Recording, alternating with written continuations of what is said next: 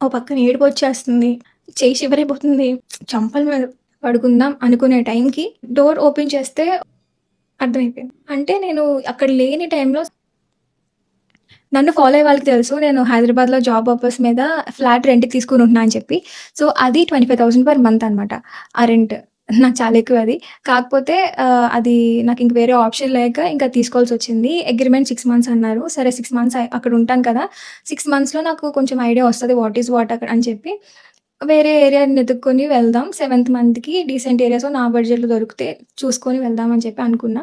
సరే 6 మంత్స్ అయిపోయింది. Seventh month నుంచి వెతకడం స్టార్ట్ చేశా. కొన్ని ఏరియాస్ వెళ్ళాం, చూసాము. అసలు సెట్ అయ్యేది కాదు. ఈ దట్టు అప్పటికి నేను రాజమండ్రి మా ఇంటికొచ్చి 4 మంత్స్ అయిపోతుంది. ఇంటికెళ్ళాలి అని అనుకుంటున్నా. సరే ఈ ఫ్లాట్ ఒకటి సెట్ అయితే అడ్వాన్స్ ఇచ్చేస్తే ఎళ్ళిపోదాం ఇంటికి అని చెప్పి అనుకుని వెతుకుతుంటే అసలు దొరకలేదు. ఒక పక్క ప్రెషరొచ్చేసేది. మళ్ళీ 25,000 పే చేసి అదే ఫ్లాట్‌లో అక్కడ ఇంకొక మంత్ ఎక్స్‌టెన్షన్ అడిగాను. తర్వాత మంత్ జూన్ మంత్‌లో చూస్తే నేనుంటున్న బిల్డింగ్‌లోనే పైన 1 ఆర్‌కే ఖాళీ ఉన్నది అని చెప్పారు. సో, అది 15,000 అన్నారు. ఓకే. సో, అలవాటైన ఏరియానే కదా అని చెప్పి చెప్పేసా. 1 ఆర్‌కేకి మూవ్ అవుదాం అనుకుంటున్నాను అది అంటే వాళ్ళు ఓకే అన్నారు. అడ్వాన్స్ పే చేశాను. అంతా అయిపోయింది. సరే షిఫ్ట్ అయిన తర్వాత అప్పుడు రాజమండ్రి వద్దాం ఇంటికి. ఒక 10, 15 డేస్ ఉండి ఎళ్దాం అని చెప్పి అనుకున్నా. జూన్ 30న మమ్మీ, తమ్ముడు వచ్చారనమాట హైదరాబాద్‌కి. సో, జూలై 1న ఆ ఫ్లాట్‌కి షిఫ్ట్ అయిపోయాక జూలై 2నే నెక్స్ట్ డేనే ఆఫ్టర్‌నూన్ 3:00కి రాజమండ్రి స్టార్ట్ అయిపోయాం. మమ్మీ, నేను, తమ్ముడు ముగ్గురం స్టార్ట్ అయిపోయాం. అప్పుడు నేను అనుకోకుండా ఒక చిన్న మిస్టేక్ చేశాను. బికాజ్ నేను ఒక 4 మంత్స్ నుంచి అనుకుంటున్నాను కదా!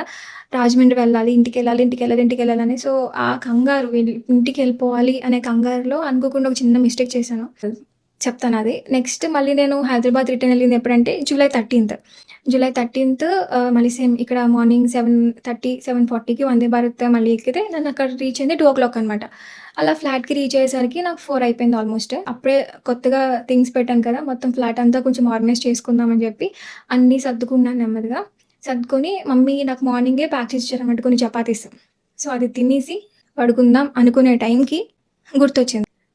కెమెరా ఏది అని. సరే నేను వేరే దగ్గర ఎక్కడైనా పెట్టానేమో అది ఇది అని అనుకున్నాను. చూసాను మళ్ళీ వెతికాను. కంగారేం పడలేదు. మొత్తం అంతా వెతికాను. నీట్‌గా చూస్తే గాని దొరకలేదు. అప్పటికే టైం 10:30 ఎంతో అయిపోయినట్టుంది. మమ్మీకి కాల్ చేశాను. ఏడుపొచ్చేస్తుంది ఓ పక్కన. మమ్మీకి కాల్ చేస్తే మమ్మీ కూడా ఉంటది. అక్కడక్కడ ఉంటది వెతుకు అది అని చెప్పి వాళ్ళు లెగిసిపోయారు. ఇంకా ఇక్కడిక్కడ వెతకడం మొదలుపెట్టారు. నేను అక్కడ వెతుక్కున్నాను. నేను 2 బీహెచ్‌కే నుంచి 1 ఆర్‌కేకి షిఫ్ట్ అవుతున్నప్పుడు కొన్ని వీడియోస్ తీసుకుంటూ షిఫ్ట్ అయ్యాననమాట. అంటే వీడియోస్ పెట్టాలి కదా! యూట్యూబ్‌లో అని చెప్పి. సో, ఆ వీడియోస్ తీసుకున్నాను కదా! ఆ వీడియోస్ అన్నీ కూర్చొని చూసా. అందులో కెమెరా ఏమైనా ఉంటదేమో అది ఇది అని చెప్పి. సో, అందులో క్లియర్‌గా ఉంది. నేను కెమెరా ఎప్పుడు 2 బీహెచ్‌కేలో నుంచి తీసింది, ఏ బాక్స్‌లో పెట్టి తెచ్చానో మొత్తం అన్నీ ఉన్నాయి డీటెయిల్స్. అంటే నేను అక్కడ లేని టైంలో సమ్‌వన్ ఎంటర్డ్ ఎవరో వచ్చి నా కెమెరా తీసుకున్నారని చెప్పి నాకింక అప్పుడు అర్థమైపోయింది. అప్పుడు ఆ కెమెరా ఎవరో తీశారు అన్న నేను డిసైడ్ అయిపోయిన తర్వాత నాకింకేం మైండ్ పని చేయలేదనమాట. ఇంకొకటేంటంటే ఆ కెమెరా పక్కనే నాది ల్యాప్‌టాప్ కూడా ఉంది. ల్యాప్‌టాప్ తీసుకోలేదు. కెమెరా మాత్రమే తీసుకెళ్ళిపోయారు. సో, అదొక క్వెషన్ నాకర్థం కాలేదు first of all. Glass doors అనమాట. ఆ 1 అవర్‌కి గ్లాస్ డోర్స్. గ్లాస్ డోర్ నేను సరిగ్గా లాక్ ఎయలేదు నేను. అది నేను చేసిన పెద్ద మిస్టేక్. ఆ డోర్ ఓపెన్ చేస్తే ఒక పర్సన్ లోపలికి ఎంటర్ అవ్వచ్చు. అది నాకు తర్వాత అర్థమైంది. నేను చెప్పాను కదా! ఎళ్ళిపోవాలి అన్న కంగారులో నేను ఆ డోర్ ఎయలేదు అనేది నాకంత చూసుకోలేదు. చాలా బర్స్ట్ అయిపోయాను నేను. ఏముందిలే రేవతి కెమెరాయే కదా! మళ్ళీ కొనుక్కో అంటే ఫిబ్రవరి 8న 2025 అంటే లాస్ట్ ఇయర్ ఫిబ్రవరి 8న నా మీద నాకే అసలు నమ్మకం లేని టైంలో మా మమ్మీ కాళ్ళకి బ్లెస్సింగ్స్ తీసుకొని, మా డ్యాడీ, నేను, తమ్ముడు కెమెరా షాప్‌కెళ్ళి ఈఎంఐ నాకు చాలా భయం ఈఎంఐ అంటే. అయినా సరే ఈఎంఐలో ఈ కెమెరా తీసుకొని మా డ్యాడీ ఓపెన్ చేసి నా చేతిలో పెట్టారు కెమెరా. సో, అప్పుడు ఆ కెమెరాతో స్టార్ట్ చేశా అనమాట ఈ యూట్యూబ్ ఛానల్. యూట్యూబ్ జర్నీ అప్పటినుంచి ఇప్పటి వరకు వచ్చాను కెమెరాతో. లాస్ట్ 4 మంత్స్ బ్యాక్ అనుకుంట ఇప్పుడు ఈ ఐఫోన్ తీసుకున్నా. బట్ అప్పటి వరకు ప్రతీదీ ఆ కెమెరాలోనే తీసాననమాట ప్రతీదీ. సో, నాకొక యూట్యూబ్ జర్నీ ఒక కొత్త పాత్ ఇచ్చింది ఆ కెమెరా అని చెప్పి కొంచెం ఎమోషనల్ కనెక్షన్ ఉంటది దాంతో. ఆ కెమెరా పోయేసరికి నాకర్థం కాలేదసలు. అక్కడ నాకొక అన్నయ్య తెలుసనమాట. మా ఫ్యామిలీకి చాలా క్లోజ్ చిన్నప్పటి నుంచి సురేంద్ర అని చెప్పి. సో, ఆ అన్నయ్యకి ఆల్మోస్ట్ వీళ్ళందరూ తెలుసు. పోలీస్ డిపార్ట్‌మెంట్ వీళ్ళందరూ తెలుసు. నాకెలా అప్రోచ్ అవ్వాలో తెలీదు. మూవీస్‌లో పోలీస్ స్టేషన్ చూడడం తప్పితే నాకసలు బయట ఏంటో తెలీదు. ఆ ప్రాసెస్ తెలీదు. ఏం తెలీదు. కెమెరా పోయింది. నాకర్థమైపోయింది. ఆ అన్నయ్యకి మెసేజ్ చేశాను. అన్నయ్య రిప్లై ఇచ్చేదాకా చూద్దాం అసలేంటి అది ఇది అనుకున్నా. నాన్ స్టాప్ ఏడుస్తున్నాను. అసలు నైట్ నిద్ర లేదు అసలు. ఒక్క నిమిషం కూడా పడుకోలేదు. మార్నింగ్ ఎప్పుడవుతదా అని చెప్పి లేచి కొన్ని ఆ టైంలో కొంచెం ఆలోచించా అనమాట. ఆ టైంలో 50% అర్థమైంది ఎవరు తీశారు కెమెరా అని చెప్పి. 50% నాకు క్లారిటీ వచ్చింది. అన్నయ్య మెసేజ్ పొద్దున్న చూసాక అన్నయ్య చెప్తా అన్నాడు. "రెనీ ఉండు రెనీ నువ్వు ఈలోపు కంప్లెయింట్ రెడీ చేసుకో. నువ్వు ఏం చెప్పాలనుకుంటున్నావో ఒక పేపర్ మీద" అని చెప్తా అంటే ఈలోపు నేను రెడీ చేసుకుంటూ ఉన్నా. అన్నయ్య 10:30, 11కి నాకు మెసేజ్ చేశాడు మళ్ళీ. "రెనీ ఇది నీ నియర్ బై పోలీస్ స్టేషను. నువ్వు వెళ్ళు అది ఇది" అని చెప్తే సరే అని చెప్పి వెళ్ళాను. ఫస్ట్ టైం అసలు గచ్చిబౌలి పోలీస్ స్టేషన్‌కెళ్ళాను నేను. చెయ్యి షివరైపోతుంది. ఓ పక్కన ఏడుపొచ్చేస్తుంది. పోలీస్ స్టేషన్ అంటే భయం. సరే అన్నయ్య అన్నాడు, "రెనీ నువ్వు లోపలికెళ్ళు. నేను నీకు గైడ్ చేస్తాను. ఏం చేయాలో అది ఇది" అంటే సరే అని చెప్పి లోపలికెళ్ళాను. నాకింకా అయిపోయా. షివరైపోయి మాట రాలేదు. అలా బిక్క చచ్చిపోయి అలా నించున్నాననమాట ఓ మూల. అప్పుడు నన్ను చూసి ఒక కానిస్టేబుల్ అక్కడ ఒకతనుంటే అతను నన్ను చూసి అబ్జర్వ్ చేశారు. నా సిట్యుయేషన్ ఏంటి ఇలా షివరైపోతుందని చెప్పి పిలిచి పక్కకి తీసుకెళ్ళి కూల్ అయ్యాక చెప్పమన్నారు. ఏం జరిగింది అది ఇది అని. సో చెప్పా. ఇలాగండి నా కెమెరా పోయింది. అది ఇది కంప్లెయింట్ ఇవ్వడానికొచ్చాను. ఫస్ట్ టైమ్ అందుకే కొంచెం భయపడుతున్నాను. అది ఇది అన్నాక సీఏ గారితో, ఎస్ఐ గారితో వీళ్ళందరితో మాట్లాడదామని చెప్పి ఉండి అందరికీ చెప్పాక అందరూ విన్నారు. కంప్లెయింట్ తీసుకున్నారు. ఆన్‌లైన్ పిటిషన్ తీసుకున్నారు అయింది. ఇదంతా అయిపోయిన తర్వాత 4, 5 బయటకొచ్చేసిన తర్వాత అమ్మ ఇచ్చాను కంప్లెయింట్ మమ్మీకి కాల్ చేశా. అమ్మ ఇచ్చేసాను కంప్లెయింట్ తీసుకున్నారు. నేను ఇంటికెళ్ళిపోతున్నాను ఫ్లాట్‌కి ఊబర్ బుక్ చేసుకుంటున్నాను అది ఇది అన్నాక అమ్మ అన్నారు. అమ్మ ఏడుపు స్టార్ట్ చేశారు. డ్యాడీ ఏడ్చేస్తున్నారు. ఏంటిది ఇలాగ అయింది. సో డ్యాడీ ఇలా ఏడ్చారు. ఇంకేడుస్తున్నారు. ఏంటిది ఇలాగా ఒక్కతే వెళ్ళింది. అసలెలా పెరిగింది? ఎలా పెంచాము? ఏంటి? అసలెవరికేం హార్మ్ చేయదు కదా! తన పని తను చేసుకుంటూ ఉంటుంది. ఏంటి ఇలా అయింది? అని చెప్పి డ్యాడీ ఏడ్చేసారంట. అప్పటి వరకు నా మైండ్‌లో ఉన్న పెయిన్ ఇంకోటి. డ్యాడీకి ఫోన్ ఇవ్వమ్మా అంటే డ్యాడీ పాపం ఫోన్ వద్దు వద్దు అని దూరం పెట్టేస్తున్నారు. నాకది వినిపిస్తుంది. సరే ఫోన్ ఇవ్వు నాకు ఫోన్ ఇవ్వు డ్యాడీకి అని అంటే మమ్మీ ఫోన్ ఇచ్చారు. డ్యాడీ మాట్లాడలేకపోతున్నారు. బికాజ్ ఏడుస్తున్నారు కదా! వాయిస్ రావట్లే. నాకు అర్థమైపోయింది. చెప్పాను. డ్యాడీ ఇలాగా ఒక్కదాన్ని అన్నీ చేసుకుంటున్నా అంటే ఓకే.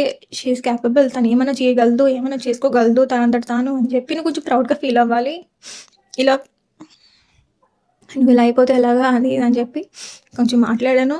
కాల్ కట్ చేశాక అప్పుడు డ్యాడీకి బానే చెప్పాను కానీ మాటలు ఆ టైంకి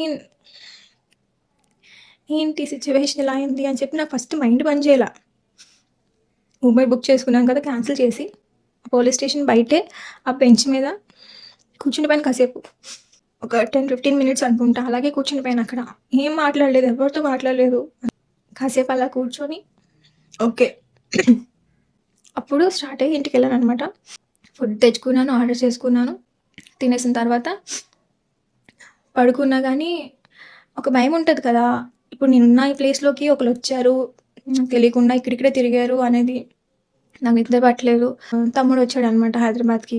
రాజమండ్రి నుంచి. తమ్ముడు నేను ఇంకా మళ్ళీ రాజమండ్రి స్టార్ట్ అయిపోయి రిటర్న్ వచ్చేసామనమాట. కొన్ని ఎక్స్‌ట్రా తీసుకొని. బికాజ్ నాకు అప్పటికి మైండ్‌లో నేను డిసైడ్ అయిపోయాను. ఆ ఫ్లాట్ ఖాళీ చేసేయాలని చెప్పి. ఫ్లాట్ ఖాళీ చేసేయాలని ఫిక్స్ అయ్యాను. ఇంకా హైదరాబాద్‌లో ఇప్పుడు అప్పుడే నేను అక్కడ ఉండలేను అని కూడా నాకు అర్థమైపోయింది. ఒక్కదాన్నే ఉండలేను ఇలాగా అని చెప్పి నాకు అప్పుడు అర్థమైపోయింది. నా మైండ్ థాట్ ఏంటంటే ఇంకా రాజమండ్రి వచ్చేసేయాలని చెప్పి ఆ థింగ్స్ ఇవన్నీ షిఫ్ట్ చేసేయాలని చెప్పి సో తమ్ముడు వచ్చినప్పుడే తమ్ముడు నేను కలిసి కొన్ని థింగ్స్ తెచ్చేసుకున్నాం అనమాట రాజమండ్రికి. సో ఇప్పుడు సిట్యుయేషన్ ఎలాగుందంటే మా ఇంట్లో మా ఫ్యామిలీతో నేనున్నా సరే నైట్ పానిక్ అటాక్స్ అనమాట. పడుకున్నప్పుడు ఎవరో వచ్చినట్టు ఇంట్లోకి నాకు నిద్రలో లేచేసి మిడ్‌నైట్ లేచి కూర్చొని ఏడవడం. ఆ ఒక్క సిట్యుయేషన్ నిజంగా చాలా చాలా చాలా డ్రామాకి వెళ్ళిపోయాననమాట ఆ ఒక్క సిట్యుయేషన్ వల్ల. అసలు ఎవరు తీశారో కూడా నాకు తెలుసు. అంటే ఈ మూమెంట్‌కి ఇప్పటికి నాకు తెలుసు. అసలు 100% ఎవరు తీశారు అనేది కూడా నాకు తెలుసు. అదే పోలీసులకి చెప్పాను. వీళ్ళని తిట్టుకుంటున్నానా అంటే 100% తిట్టుకుంటున్నాను నేను. నేను తిట్టుకున్నా, తిట్టుకోకపోయినా కర్మ అనేది దాని పని అది చేసుకుంటూ ఎళ్తది. బికాజ్ నేను కర్మని చాలా నమ్ముతా. మనం ఏం చేసామో అదే మనకి తిరిగొస్తదని నేనైతే నమ్ముతాను. మంచైనా చెడన్నా. ఇప్పుడు నాకు కెమెరా పోయినప్పుడు ఎంత బాధ కలిగిందో నాకు వాళ్ళ వల్ల. వాళ్ళకి కెమెరా లేకపోయినా మేబీ అలాంటి సిట్యుయేషన్ వాళ్ళకొకటొస్తది. డెఫినెట్‌గా వస్తది. బికాజ్ దట్స్ హౌ కర్మ వర్క్స్ అంతే. సో, ఇదనమాట ఇప్పటివరకు ఏం జరిగిందా అని చెప్పి. అసలు మెంటల్ హెల్త్ అస్సలు సపోర్ట్ చేసేది కాదు. అందుకే నేనసల యూట్యూబ్ కానీ, ఇన్‌స్టాగ్రామ్ కానీ కొంచెం ఏం చేయలేకపోయాను అసలు చేద్దామన్నా సరే. బట్ ఐ నో మళ్ళీ నేను యాక్టివ్ అయిపోతా. నాకు తెలుసు. ఇంకొకటి అసలు నాకు ఎంత అనిపించిందంటే నేనొక పోస్ట్ పెట్టా అనమాట. ఒక 15 డేస్ నుంచి నేనసల లేను కదా! యూట్యూబ్‌లో, ఇన్‌స్టాగ్రామ్‌లోను అని చెప్పి ఒక పోస్ట్ పెట్టాను మీకు. అది జూసి నాకు ఆల్‌మోస్ట్ 700 ప్లస్ మంది నాకు మెసేజ్ చేశారు. "రేవతి ఏమైంది చెప్పు మాకు వీళ్ళు తెలుసు. మా ఫాదర్‌కి వీళ్ళు తెలుసు. ఏమైనా హెల్ప్ కావాలా?" అది ఇది అని చెప్పి. నాకసలు అన్ని మెసేజెస్ చూసేసరికి నాకు నిజంగా చాలా అనిపించింది. బికాజ్ ఒక పర్సన్‌కి ఇలాగా లోలో ఉన్నప్పుడు ఎవరో వచ్చి ఏం చేసేయక్కర్లేదు. ఒక మాట కంఫర్ట్‌నిచ్చి ఒక ఒక మాట వస్తే చాలు. ఒక మాట ఇచ్చి కొంచెం మంచిగా మాట్లాడితే చాలు. Almost half of the pain అక్కడే పోద్ది. ఆ టైంకి నా పోస్ట్ చూసి అసలు అంతమంది రిప్లై ఇచ్చేసరికి నిజంగా చాలా హ్యాపీగా అనిపించింది. ఆహ్, కెమెరాతో స్టార్ట్ చేసిన ఆ యూట్యూబ్ జర్నీ వల్ల నాకు అంతమందొచ్చారు. ఇప్పుడు కెమెరా పోయింది. బట్ స్టిల్ వాళ్ళు నాతో ఉన్నారు. మేమున్నాం అన్నట్టుగా మీరందరూ నాకిస్తున్న ఆ మెసేజ్ పంపించిన మెసేజెస్ అసలు నేనేం జెప్పాలో గూడా నాకర్థం గాలేదు. థాంక్స్ నుంచి నేను ఏం జెప్తానసలు ఇంకేం చెప్పగలను. పోయిన కెమెరా అయితే పక్కా దొరుకుతది. బికాజ్ పోయింది అని రియలైజ్ అయిన ఫస్ట్ మైండ్‌లో నాకొచ్చిందేంటంటే, నేను కష్టపడి కొనుక్కున్న కెమెరా ఎక్కడికి పోతది? నా దగ్గరికే వస్తది అని జెప్పి నేను ఫస్ట్ అనుకున్న లైన్ అదే అనమాట. నాకు నమ్మకం ఉంది. నా కెమెరా నాకు తిరిగొస్తదని. ఖచ్చితంగా వస్తది. I'm good. ఏడుస్తున్నాననేం కాదు. I'm good. మళ్ళీ కెమెరా దొరికింది అని చెప్పి హ్యాపీగా నేను మళ్ళీ వీడియో చేస్తా. సో, ఓకే మరి బాయ్.